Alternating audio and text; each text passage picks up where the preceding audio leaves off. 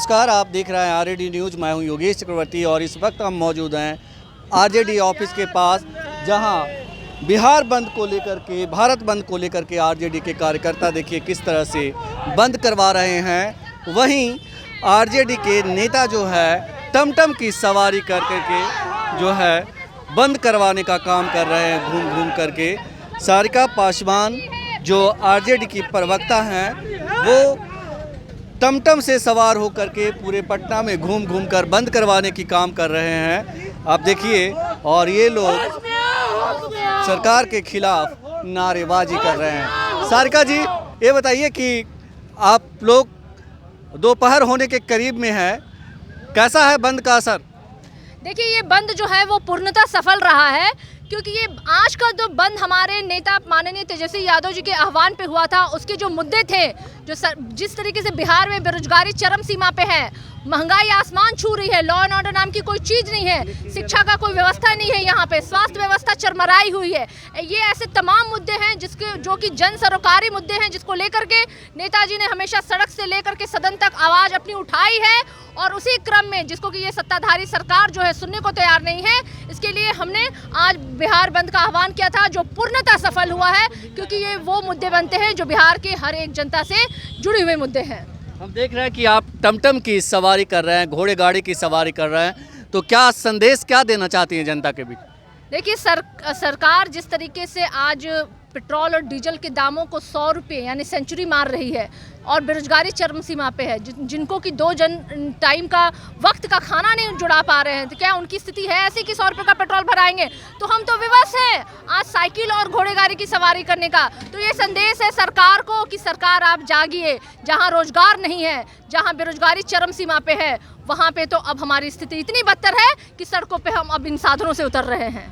23 मार्च को बिहार विधानसभा का घेराव, सदन में कोहराम, क्या आप लोग इसके बाद आज बंद का आह्वान किए हैं, बंद करवा रही हैं, लेकिन जिस तरह से जो कुछ हुआ सड़क पे और सदन में, क्या कहना चाहेंगी इसके बारे में? देखिए, बहुत दुर्भाग्यपूर्ण था वो दिन। बिहार के इतिहास के लिए वो एक काला दिन के रूप में याद किया जाएगा हमेशा, क्योंकि आज़ादी के बाद ये पहला ऐसा दृश्य था जो हमने देखा कि सदन में किस तरीके से बाहर से पुलिस फोर्स को बुला करके जनप्रतिनिधियों की पिटाई की गई।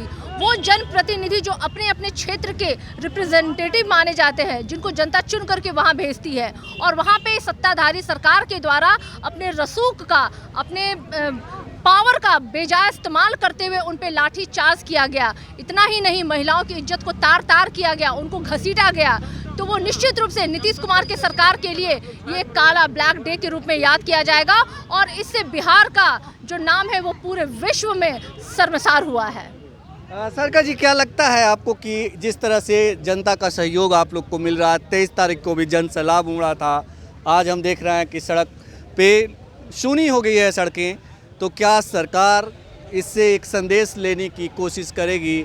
सीएम नीतीश जो है आप लोग की बातों पे ध्यान देंगे?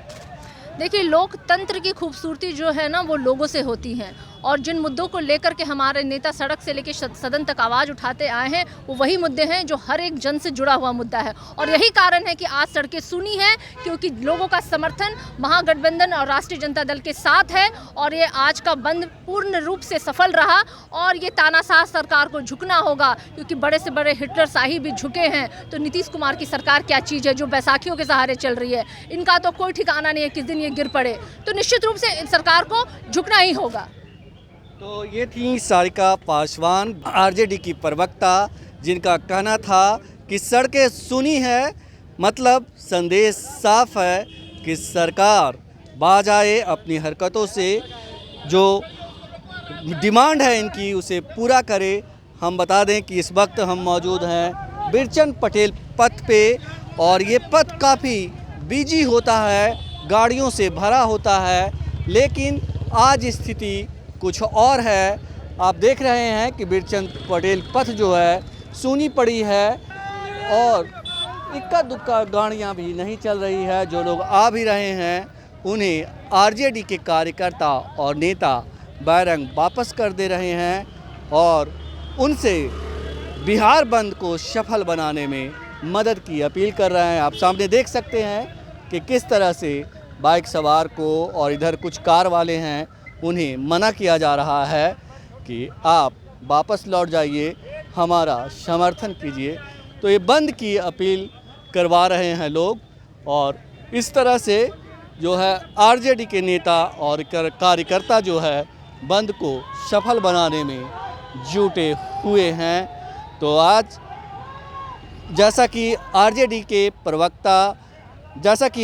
प्रवक्ता ने दावा किया कि बंद जो है पूर्णतः सफल है। हालांकि इक्का दुक्का गाड़ियाँ चल रही है, लेकिन कहीं ना कहीं बंद का जो असर होना चाहिए वो असर सड़कों पर दिख रही है। कहाँ बैठे हुए हैं यहाँ? हमारा लोकतंत्र का हत्या हुआ है। जहाँ ये विधानसभा में जो नेतृत्व में तेजस्वी के नेतृत्व में हुआ था, ये 23 मार्च का, तो चीरहरण हुआ है। जो विधायक को मैंने अति में अंदर में रहते हुए मारा गया विधायक लोगों का, ये लोकतंत्र का हत्या है। चीरहरण किसका हुआ? चीरहरण उनका हुआ। मेरा अपमानित किया गया, सदन में हमको मारा गया। इसका उनको नीतीश कुमार को इस्तीफा देना चाहिए। हमको हमारी सोच से, हमारे जो युवाओं का जो अति है 19 लाख का नौकरी देने का वादा किया था, कि नहीं अभी तक नहीं हुआ, उनका पूरा नहीं हुआ है। अभी तो 4 ही महीना हुआ। अब उसको रोजगार में बदल रहे हैं। युवा सड़क पर हैं, सड़क पर रहेंगे, लड़ते रहेंगे जब तक ये लागू नहीं करेंगे। आप तो अब बूढ़े हो गए। बूढ़े से सवाल के सर नहीं है। भूख में रहेगा, पेट में अनाज रहेगा तब ना। युवा की बात कर रहे हैं इसलिए। बूढ़ा हो, नौजवान हो, अति हो, बेरोजगार हो, युवाओं को जो अति है 1 लाख नौकरी दे, अति रोजगार देने का लिए थे, वो संकल्प लिए थे, वो उसको 19 लाख में बदल दिए। 19 लाख को बदल दिए। ये 1 लाख में 19 लाख बदल दिए। ये लगता है आपको कि तेजस्वी जी आएंगे तो वो रोजगार देंगे? हाँ, बदल देंगे। वो बदल देंगे, वो बदल देंगे। तेजस्वी आएंगे, वो बदल देंगे, बदल देंगे। पक्का? पक्का, पक्का, पक्का बदल देंगे। अच्छा, तो आज आप सड़क पे बैठे हुए हैं तो बंद सफल रहा है पूरा? हाँ, रहा है, सफल रहा है। जनता देख रही है, नजरों से देख रही है। ये आवाज़ है, जनताओं की आवाज़ है। ये जनता का आवाज़ है। ये भूखमरी जो पेट में अनाज नहीं है, सड़कों पर है जनता है।